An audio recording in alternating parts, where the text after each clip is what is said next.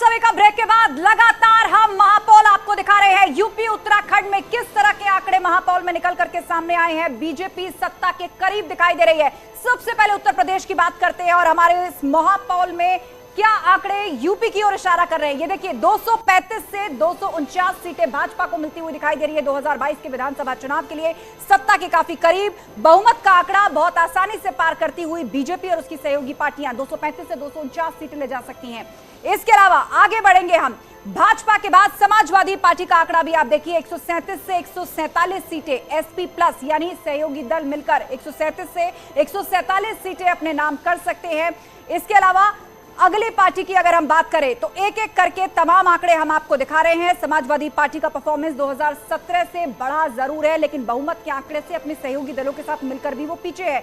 बसपा का परफॉर्मेंस भी आप देखिए, सिंगल डिजिट में बसपा जा सकती है। पिछले बार से इस बार परफॉर्मेंस खराब हुआ है। बहुजन समाज पार्टी का सिंगल डिजिट में जा सकती है। कभी यूपी की सत्ता पर काबिज रही बहुजन समाज पार्टी 7 से 13 सीटों तक सिमट सकती है। सिंगल डिजिट में भी जा सकती है बहुजन समाज पार्टी।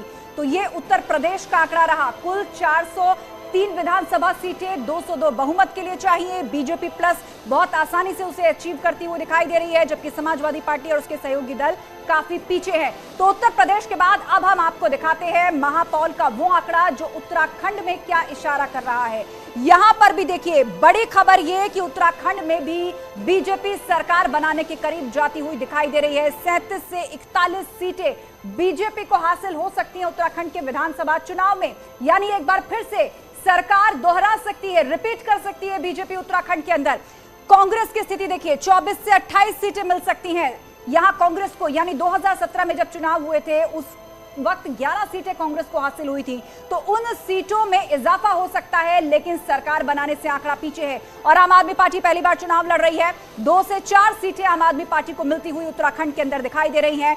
तो पूरी क्लैरिटी से इस वक्त महापौल का यह आंकड़ा उत्तराखंड में यह इशारा कर रहा है कि बीजेपी सत्ता के करीब है, यानी एक बार फिर से उत्तराखंड में रिपीट कर सकती है। सीधे अब आपको लिए चलते हैं मेरे सहयोगी अमित के पास, जो इस वक्त मैजिक वॉल पर मौजूद हैं। उनके पास भी एक डेटा है, विश्लेषण क्या कह रहा है अमित? आस्था, उत्तर प्रदेश के चुनाव में जाति एक बहुत बड़ा फैक्टर है। अभी तक जातियों की क्या भागीदारी बीजेपी में रही है वो समझ लेते हैं। ग्राफिक्स के माध्यम से हम आपको बताते हैं कि सरकार में क्या भागीदारी रही है और साथ ही साथ पार्टी में क्या कुछ भागीदारी देखने को मिली है। अगर हम जातियों की बात करें तो आप देखिए 2019 के लोकसभा चुनाव की अगर हम बात करें तो ओबीसी 36.25% भागीदारी थी 2019 के लोकसभा चुनाव में बीजेपी के भीतर, जबकि एससी की बात करें तो 21.25% भागीदारी थी। 2017 के विधानसभा चुनाव में अगर हम ओबीसी की भागीदारी की बात करें बीजेपी में तो 31.5% थी और एससी की भागीदारी 20.8% थी। ओवरऑल अगर हम सरकार में भागीदारी की बात करें ओबीसी और एससी की तो आप देखिए 35.1% भागीदारी यूपी गवर्नमेंट में रही है ओबीसी की और एससी की भागीदारी रही है 12.9%। इसके अलावा अगर हम यूपी में कास्ट कैलकुलेशन को देखें तो आप देखिए ओबीसी 39% ओबीसी वोटर्स हैं। इसमें यादव 7% हैं, कुशवाहा 5% हैं, कुर्मी 5% हैं। जनरल की बात करें 25% वोट आता है, जिसमें ब्राह्मण 10% हैं और ठाकुर 7% हैं। दलित की बात करें 20% वोट है, 10% इसमें से जाटव हैं और मुस्लिम की बात करें तो 16% जाटव हैं। इसी तरीके से अगर हम पश्चिमी उत्तर प्रदेश में जो जातियों का फैक्टर है वो क्या कहता है अगर उसको समझें तो ओबीसी यहां पर 31% है, जिसमें जाट 7% हैं, गुज्जर 5% हैं। जनरल की बात करें 23% हैं, ठाकुर इसमें से 10% हैं और ब्राह्मण इसमें 5% हैं। दलितों की बात करें पश्चिमी उत्तर प्रदेश में तो 17% हैं, इसमें जाटव 12% हैं। मुस्लिमों की जो आबादी है या यूं कहें कि उनका जो वोट बैंक है वो 29% है पश्चिमी उत्तर प्रदेश में। इसके अलावा अगर हम ईस्ट यूपी की बात करें, आप देखिए ईस्ट यूपी में क्या कहता है कैलकुलेशन, ओबीसी यहां पर 40% हो जाता है, जिसमें यादव 10% हैं, कुर्मी 7% हैं, निषाद 6% हैं। जनरल की बात करें तो 28% यहां पर हैं, जिसमें ब्राह्मण 11% हैं और ठाकुर 7% हैं। दलितों की बात करें अगर हम पूर्वी उत्तर प्रदेश में तो यहां पर 21% इनका वोट बैंक है, जिसमें से जाटव 11% हैं और मुस्लिम 11% हैं। ये कुल मिलाकर समीकरण कहता है पश्चिमी उत्तर प्रदेश में क्या स्थिति है जातियों की और पूर्वी उत्तर प्रदेश में क्या स्थिति है जातियों की। इसके अलावा अगर हम गन्ना बेल्ट में देख लें कि क्या फैक्टर रहने वाला है इस बार, तो वो बहुत अहम हो जाता है, क्योंकि ज्यादातर इसे किसानों से जोड़कर देखा जाता है। तो किसान यहां पर कितना बड़ा फैक्टर बनने वाले हैं शुगर केन बेल्ट में, यानी गन्ना बेल्ट में बीजेपी की स्थिति 2017 में क्या थी। 42 सीटें हैं और 27 सीटों पर बीजेपी का कब्जा था। 36.77% यहां पर वोट बीजेपी को मिले थे और एसपी को 13 सीट, कांग्रेस को 2 सीट, बीएसपी का खाता नहीं खुला था और अदर्स का भी खाता नहीं खुला था। आस्था। और इस वक्त हमारे दो मेहमान हमारे साथ जुड़े हुए हैं, सीधा उन्हीं का रुख करते हैं। धर्मवीर चौधरी जी हैं बीएसपी से हमारे साथ और अनिल दुबे भी हमारे साथ इस वक्त जुड़ चुके हैं। तो सबसे पहले धर्मवीर चौधरी जी, आपका रिएक्शन ये कि उत्तर प्रदेश के अंदर जो महापौल के आंकड़े इशारा कर रहे हैं कि 2017 से तो स्थिति और खराब आपकी दिखाई दे रही है। 7 से 13 सीटें, मतलब सिंगल डिजिट तक भी आप सिमट सकते हैं। क्या कहेंगे आप? एक वक्त बहुजन समाज पार्टी ने उत्तर प्रदेश पर शासन किया, आपकी सरकार रही है, और आज ये स्थिति 2017 से कुछ नहीं बदला है। आस्था जी, आप निश्चित रहिए 2022 में उत्तर प्रदेश में बहन कुमारी मायावती जी के नेतृत्व में स्पष्ट बहुमत की सरकार बनेगी। लेकिन कैसे बनेगी सर? अब तो आंकड़े भी इशारा कर रहे हैं, तमाम एजेंसियां जिन्होंने सर्वे किया और उसके बाद जो न्यूज़ 18 का महापौल है वो तो आपको सिंगल डिजिट तक भी ले जाता हुआ दिखाई दे रहा है। परिस्थिति खराब हुई तो आप दहाई का आंकड़ा भी नहीं छू पाएंगे। आस्था जी, ये बताइए ये कितने लोगों पर सर्वे किया आपने? देखिए, तमाम मीडिया हाउसेस, एजेंसीज ने महीनों मेहनत करके एक बड़े सैंपल साइज पर यह सर्वे किया है और उसके बाद जो न्यूज़ 18 का महापौल है उसके विश्लेषण का एक बहुत ही जिम्मेदार नतीजा है जो आंकड़ा हमने आपको सामने रखा। अभी आप पर निर्भर है, आप उसे खारिज करना चाहें या इसके पीछे कारण तलाशना चाहें। मुझे जनता को गुमराह ना करें, आप गुमराह नहीं कर रहे सर, हमने आंकड़ा दिया है। मुझे आप ये बताएं कि इस सर्वे में आपने कितने लोगों को शामिल किया, ये बताइए आप मुझे।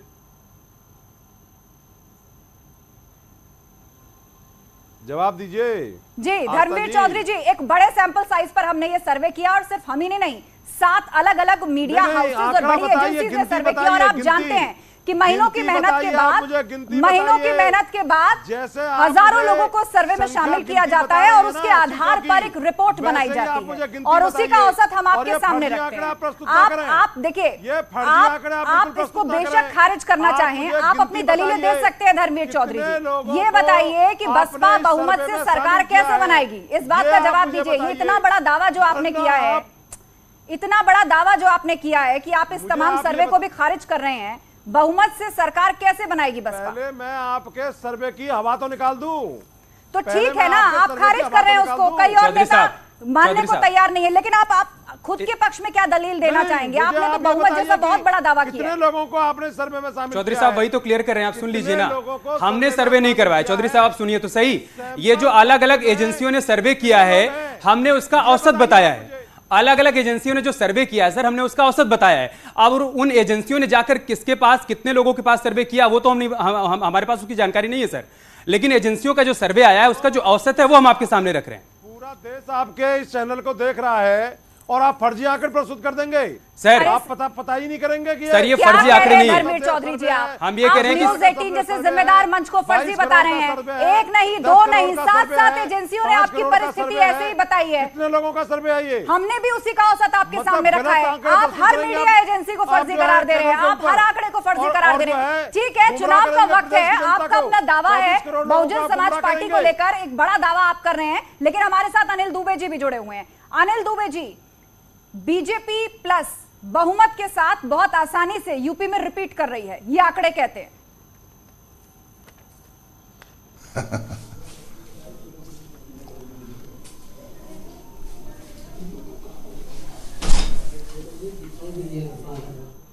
क्या आप हमें सुन पा रहे हैं अनिल दुबे जी? आपकी आवाज नहीं है, आपको सवाल दोहराना पड़ेगा। आपको आवाज मिल रही है अभी? हाँ, अब आ रही है जी। अनिल जी, सवाल यही कि बीजेपी प्लस बहुत आसानी से बहुमत का आंकड़ा रिपीट करके दोबारा सरकार में वापसी करती हुई दिख रही है, ये तमाम एजेंसियों के और हमारे महापौल का आंकड़ा भी बता रहा है। प्रतिक्रिया आपकी? देखिए आस्था जी, ये ओपिनियन पोल पहले भी आए, बंगाल में भी ओपिनियन पोल आया था, दिल्ली में भी ओपिनियन पोल आया था, इस तरह के ओपिनियन पोल, जिस तरह की राय आ रही है, इसमें मैं नहीं समझता कि उत्तर प्रदेश की जनता की राय शामिल है। उत्तर प्रदेश की जनता जिस तरह से समाजवादी पार्टी की सभाओं में, जिस तरह राष्ट्रीय लोकदल के राष्ट्रीय अध्यक्ष चौधरी जयंत सिंह जी की सभाओं में जिस तरह से उमड़ करके भीड़ आ रही है, जिस तरह से लोगों ने स्वागत किया है, जिस तरह उत्तर प्रदेश में किसान आंदोलन में लोग शामिल हुए, किसान पंचायतों में शामिल हुए, उससे लगता है कि ये जो सर्वे है ये पूरी तरीके से झूठा है। इस सर्वे पर उत्तर प्रदेश की जनता विश्वास नहीं करने वाली है। 10 मार्च को जब रिजल्ट आएगा तो उत्तर प्रदेश की जनता का जो सर्वे होगा वो आएगा, और ये सारे जो आपके ओपिनियन पोल हैं, जो भी है, ये पूरी तरीके से झूठा साबित होगा। और उत्तर प्रदेश में समाजवादी पार्टी और राष्ट्रीय लोकदल की सरकार बनेगी।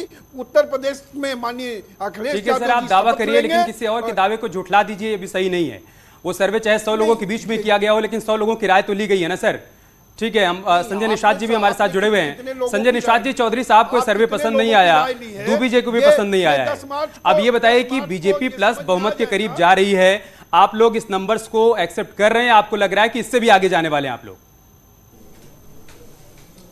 उससे भी आगे जाने वाले हैं। जो काम करता है, जो पसंद रहता है, उसको इस उत्तर प्रदेश की जनता पसंद करती है, उसे सत्ता सौंपती है। 2014 से ही ये एनडीए को पसंद कर रही है, वो भी पछुआ समुदाय आ गया 2017 में, 2019 में और पसंद होगी, 2022 में और पसंद होगी। क्योंकि सभी लोगों के कार्यों को जो लोगों कांग्रेस 70 साल थी, जब 70 साल बाद लोग जागे और रिपोर्ट कार्ड मांगने लगे तो कांग्रेस का बटन छूना बंद कर दिया। समाजवादी पार्टी पिछड़ों के नाम में नुमाइंदगी करती रही, लेकिन इनसे जब पिछड़े पांच बार मुख्यमंत्री रहे और 5 रिपोर्ट कार्ड मांगा पिछड़ों का दे दीजिए, तो ये दे नहीं पाए। हम कह रहे हैं आज के दिन में राजेंद्र चौधरी जी, बीच में मत बोलिए, दीजिए ना, सच्चाई सुन नहीं सकते, बीच में मत बोलिए, ये सच्चाई सुन नहीं सकते। ठीक है, आप लोगों को मैं रोकना चाहूंगी। संजय निषाद जी आपके पास भी लौटेंगे, राजेंद्र चौधरी जी आपके पास भी लौटेंगे, लेकिन इस वक्त उत्तर प्रदेश के डिप्टी सीएम केशव प्रसाद मौर्य जी भी हमारे साथ जुड़ गए हैं। मौर्य जी, न्यूज 18 पर आपका बहुत बहुत स्वागत है। और 2022 के लिए न्यूज 18 के महापौल में आपकी पार्टी भाजपा को बहुमत मिलता हुआ नजर आ रहा है। सबसे पहले आपकी प्रतिक्रिया क्या कहेंगे आप? देखिए, भारतीय जनता पार्टी का कमल 2014 में जब से खिला है, 2017 का चुनाव हो चाहे 2019 का चुनाव हो, उसी प्रकार से 2022 के भी विधानसभा चुनाव में भाजपा का कमल ही खिलेगा। यह सुशासन और विकास और लोगों की सुरक्षा, लोगों के स्वावलंबन, लोगों के रोजगार और उत्तर प्रदेश को उत्तम प्रदेश बनाने का चुनाव होने के कारण से यह चुनाव, जहां भारतीय जनता पार्टी तो लड़ ही रही है, कार्यकर्ता लड़ रहा है, लेकिन इस चुनाव को जनता ने अपने हाथों में लिया है कि हम गुंडों, अपराधियों, माफियाओं के हाथ में, दंगाइयों के हाथ में उत्तर प्रदेश को नहीं जाने देंगे। इसके कारण से जो हमारे विपक्षी अपने को मानते हैं वो बौखलाहट में है, वो चाहे सपा हो, चाहे बसपा हो, चाहे कांग्रेस हो, लेकिन अभी सीधी लड़ाई में भाजपा के खिलाफ कोई नहीं। केशव मौर्य जी, विपक्ष का मानना है कि 2017 के मुकाबले इस बार बीजेपी की लहर कम है। विपक्ष का दावा है कि अखिलेश यादव की यात्रा में भीड़ से फर्क पड़ा है। इस पर आप क्या कहेंगे? देखिए, आप ये समझ लीजिए कि जब श्री अखिलेश यादव जी की यात्रा निकली है, उस यात्रा में जैसे ही गुंडे, अपराधी और माफिया और दंगाई और लोगों को सताने वाले, लोगों को डराने वाले, लोगों को धमकाने वाले लोग निकल करके आए, तो उसी दिन से जो ये 47 से अधिक सीटें जीतने वाले थे, वो 47 के अंदर सिमट करके रह जाएंगे। क्योंकि भारतीय जनता पार्टी के प्रति लोगों का भरोसा है, विश्वास है कि भाजपा है तो हमारे जीवन के लिए जो जरूरत है वह योजना बनेगी, तो वो हमको उसका लाभ मिलेगा। समाजवादी पार्टी, बस बहुजन समाज पार्टी, कांग्रेस पार्टी, या तो सब लूट करके खा जाने वाले हैं। ये तो भ्रष्टाचार के साक्षात इमारत बने हैं। इनको अब कोई न तो वापस आने देगा, न इनके वापस आने की कहीं दूर दूर तक कोई संभावना है। भाजपा ने जो काम 5 साल के अंदर किया है, 1.5 वर्ष कोरोना के कारण से भी, उतना काम इन लोगों ने 15 वर्षों में नहीं किया। कोरोना के संकट के समय जहां हमारी सरकार ने फ्री राशन देने का काम किया है, वहीं देश के वैज्ञानिकों ने जो तपस्या की, जिसके कारण से भारत ने अपनी स्वयं की वैक्सीन, स्वदेशी वैक्सीन तैयार की, वैक्सीनीकरण का बड़े पैमाने पर काम हुआ, निःशुल्क वैक्सीन उपलब्ध कराने का काम हुआ, इसका बहुत असर है लोगों में। और मैं यह मानता हूं कि जब ईवीएम मशीन खुलेगी 10 मार्च को, तो ये सपा, बसपा, कांग्रेस सहित जो भी हमारे तथाकथित विरोधी हैं, उनको लगेगा कि यह क्या हुआ, क्योंकि लोगों के दिल में भाजपा है, माननीय नरेंद्र मोदी जी हैं, और वह जो प्यार है, वो जो विकास है, उसका परिणाम हमारे खाते में आएगा। बेशक मौर्य जी, आप कह रहे हैं कि लोगों के दिल में भाजपा है, लेकिन इस बार अखिलेश यादव ने भी छोटी छोटी पार्टियों के साथ गठबंधन करके जीत का एक बड़ा दावा किया है। वो हर कदम पर, हर जो कदम है अपना, वो फूंक फूंक कर चल रहे हैं। क्या आपको ये लगता है कि इस बार वो उस रणनीति में सफल हो पाएंगे? जो प्रयोग वो 2022 में कर रहे हैं, इससे बड़ा प्रयोग वह 2019 के लोकसभा चुनाव में कर चुके हैं, लेकिन उनको मुंह की खानी पड़ी। फिर भाजपा का कमल खिला, हम 64 सांसद हमारे जीत करके गए, उसके बाद भी इनको समझ में नहीं आया। तो जनता इनको 22 में ठीक से समझा देगी। मैं तो बार बार समझाता हूं, श्री अखिलेश यादव जी, बंद करो तैयारी 2022 की, अगर कुछ करना है तैयारी तो करो 27 की। केशव प्रसाद जी, बीजेपी में एक बात देखने को मिल रही है कि आप लोग ज्यादा एक्टिव हैं, क्योंकि मंथन पर मंथन हो रहा है, मीटिंग पर मीटिंग चल रही है। क्या टिकट को लेकर काटने और जोड़ने की बात चल रही है क्या? क्योंकि आज आपकी चौथी लिस्ट भी जारी हो गई। देखिए, जहां काटने की जरूरत है वहां काटा जाता है, और जहां रिपीट करने की आवश्यकता है वहां रिपीट किया जाता है। हमारा लक्ष्य है हमारे जो प्रत्याशी घोषित हों उसमें अधिक से अधिक लोग विजयी होकर के आएं। जो 2017 का आंकड़ा था, हम 2022 में उससे भी अच्छे आंकड़े के साथ विधानसभा में वापस आएं, और इस दिशा में भाजपा मजबूती से आगे बढ़ रही है।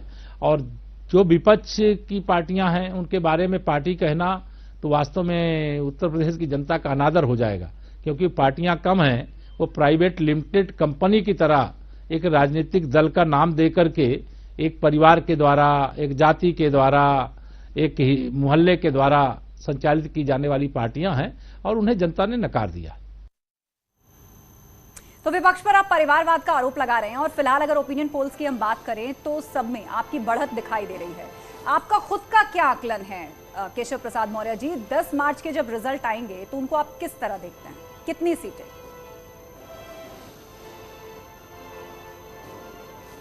देखिए, मैं पहले दिन भी कहा हूं और आज फिर मैं ये दोहरा रहा हूं कि 2022 का जो 10 मार्च को परिणाम आने वाला है, वह एक बार फिर से हम 300 पार और उत्तर प्रदेश में फिर से बनाएंगे भाजपा की सरकार। और गुंडा राज की न वापसी हुई थी, न वापसी होगी। कोई उत्तर प्रदेश में कोई तमंचा की फैक्ट्री नहीं चाहता है, बम बनाने की फैक्ट्री नहीं चाहता है। लोग उद्योग चाहते हैं, लोग व्यापार चाहते हैं, लोग सुरक्षा चाहते हैं। वो महिलाएं आज अपने आप को सुरक्षित महसूस कर रही हैं और खुशी का इजहार कर रही हैं लगातार। जहां भी कोई आप सब मीडिया के साथ ही जाते हैं, उनके बीच में भी, और चाहे अन्य हमारे जो सोशल मीडिया के प्लेटफॉर्म पर भी मैं देखता हूं निरंतर, जितना महिलाओं में, जितना व्यापारियों में, जितना गरीबों, किसानों, मजदूरों में उत्साह है, उनको लगता है कि भाजपा मेरी पार्टी है, मैं अपनी पार्टी को जिताऊंगा। और जो लोग भाजपा के और गरीबों के बीच में दीवार खड़ा करना चाहते थे, गरीबों ने उस दीवार को ढहा करके कमल खिला दिया। क्योंकि कमल का फूल आप भी जानते हैं, मैं भी जानता हूं कि उसी में लक्ष्मी जी बैठ करके आती हैं। विकास के लिए जो पैसे की जरूरत है वो भाजपा की डबल इंजन की सरकार दे सकती है। ये सपा बसपा कांग्रेस तो केवल 100 में से 85 रुपया हमारा है, और 15 रुपया जिनको मिलना चाहिए उन तक केवल पहुंचता था। उस भ्रष्टाचार पे लगाम लगाने का काम हमारी सरकार ने किया है, डबल इंजन की सरकार ने किया है। इससे विरोधी बौखलाए हुए हैं, घबराए हुए हैं, और उनको यह पता भी चल गया है कि वह 2022 में भी कहीं सत्ता के इर्द गिर्द नहीं दिखाई दे रहे हैं। जो सर्वे आ रहे हैं, मैं सर्वे में किसी का विरोध नहीं करता, लेकिन उस सर्वे में जो नंबर दिखाए जा रहे हैं भाजपा के, उससे बहुत अधिक नंबर के साथ हम फिर से वापस आ रहे हैं। ठीक है सर, बहुत शुक्रिया आपका हमारे साथ जुड़ने के लिए, और आपको बहुत बहुत शुभकामनाएं। संजय निषाद जी के पास चलते हैं। संजय निषाद जी, केशव प्रसाद मौर्य कह रहे हैं कि इन आंकड़ों से हम आगे जाएंगे, 300 का आंकड़ा हम छुएंगे, और इन तैयारियों में भी आगे चल रहे हैं। आज उनकी चौथी लिस्ट भी सामने आ गई है। आप एनडीए गठबंधन का हिस्सा हैं, क्या आपने भी अपनी तैयारियां मुकम्मल कर ली हैं? लिस्ट तैयार हो गई आपकी भी? निश्चित रूप से हमारी भी लिस्ट तैयार हो चुकी हैं, और भारतीय जनता पार्टी की जो चौथे, पांचवें, छठवें, सातवें चरण के जो चुनाव हैं, ज़्यादातर प्रत्याशी हमारे उसमें हैं। और उसमें जहां हमारे प्रत्याशी माना कार्यकर्ता पहले से तैयारी कर रहे हैं, वो जीत के समीकरण में हैं, वो सारे लोग अपने जगह पर तैयार हैं, उनकी लिस्टें लगभग तैयार हो चुकी हैं। रहा आंकड़े, तो ये आंकड़े एकदम निश्चित रूप से इससे ज़्यादा होगी। जो जीत 2017 में थी तब मैं नहीं था, जब मैं 2019 में आया तो आपने देखा होगा कि ऐतिहासिक जीत हुआ। 2017 में सपा और बसपा का बड़ा गठबंधन था, सपा और कांग्रेस का बड़ा गठबंधन था, फिर भी हार गए। 2019 में सपा और बसपा का बड़ा गठबंधन था, लेकिन निषाद पार्टी अपना दल भारतीय जनता पार्टी के साथ आई, एक ऐतिहासिक जीत हुई। उसी तरीके से 2022 में एक ऐतिहासिक जीत मिलेगी, क्योंकि जनता 2014 से जान रही है। वो जनता पहले से अंधेरे में थी कि हम पिछड़ों के नाम पर किसके साथ हैं और काम किसका होता है। और क्योंकि जब जनता जाती है किसी भी विभाग में, तो पता चला अपने लोगों को नहीं पाती है कि भाई साइकिल दबाया तो उनके लोग आ गए, हाथी दबाया उनके लोग आ गए, बाकी हम लोग गायब हो गए। तो आज बिना भेदभाव के मोदी जी जो काम कर रहे हैं, चाहे वो योजनाओं का लाभ दे रहे हैं, चाहे वो नौकरी का हो, चाहे न्याय और सुरक्षा का हो। हम अपनी बात करते हैं कि मैं 2015 में 7 जून 2015 को मैं एक रेल आंदोलन किया था, अपनी आवाज उठा रहा था। उस समय गुर्जर आंदोलन भी चल रहा था। पूरा बात सुन लीजिएगा, जनता को जानना बहुत जरूरी है। रेल केंद्र सरकार का होता है, लेकिन राज्य सरकार के दिल में इतना दर्द था पेट में कि निषाद कैसे अपनी हक मांग सकते हैं, अपनी हिस्सेदारी मांग सकते हैं। और गोली मरवा दिया, एक मेरा भाई मारा गया और मेरे सामने उसे घिरा के ले गए। 6 घंटे गोलियां चली। आप आरोप लगा रहे हैं कि भाजपा को छोड़कर पिछली पार्टियों ने जो है वो निषाद समाज का साथ नहीं दिया, धोखा किया, उन पर जुल्म किए। शुक्रिया संजय निषाद जी इस चर्चा में हमारे साथ शामिल होने के लिए। तो 5 दिसंबर से 20 दिसंबर के बीच किया गया सर्वे, मैट्राइज न्यूज कम्युनिकेशंस का सर्वे जो हम आपके सामने रखने जा रहे हैं, उसके आंकड़े क्या कहते हैं वो हम आपको बताते हैं। तो उत्तर प्रदेश में कुल 403 विधानसभा सीटें, बहुमत के लिए 202, भाजपा प्लस को 301 सीटें मिल सकती हैं।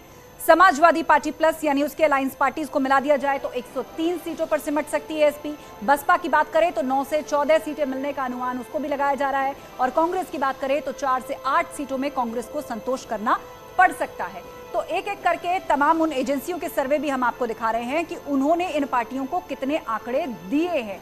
तो ये महापोल लगातार जारी है, तमाम मेहमान हमारे साथ जुड़े रहेंगे। आगे भी कुछ दिलचस्प आंकड़े हम आपके लिए लेकर आने वाले हैं। फिलहाल एक छोटे से ब्रेक के लिए हमें रुकना होगा, कहीं मत जाइएगा, जल्द लौट रहे हैं।